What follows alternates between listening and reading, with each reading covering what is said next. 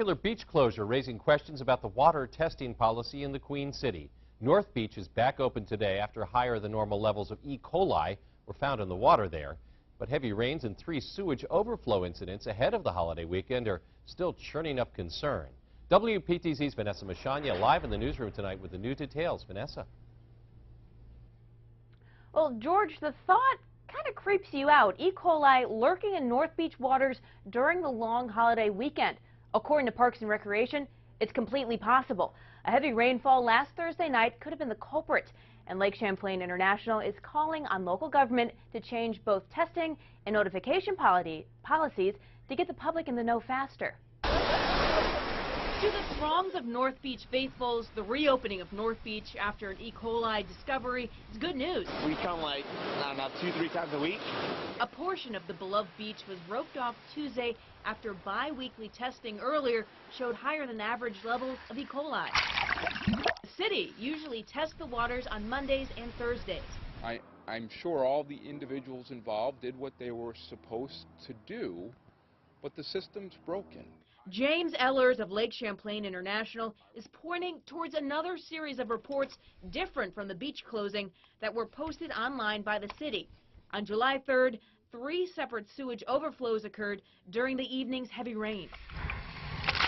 Officials from the Department of Environmental Conservation, or DEC, say that the sewage leaked into Lake Champlain Basin is a very small amount and that it's not possible that the E. coli found on North Beach is linked to it.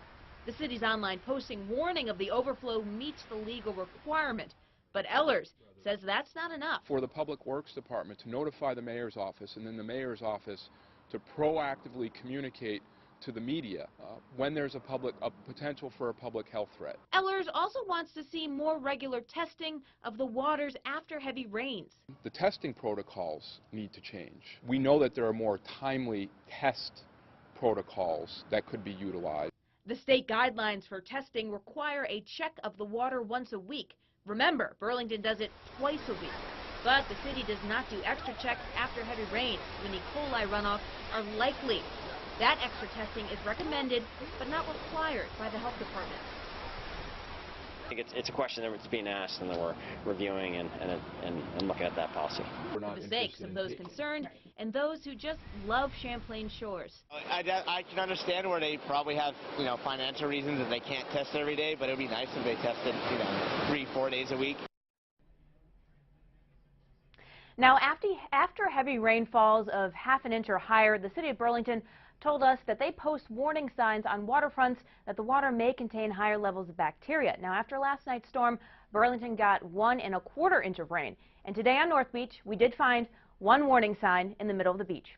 Live in the newsroom, Vanessa Mashanya, WPTZ News Channel 5.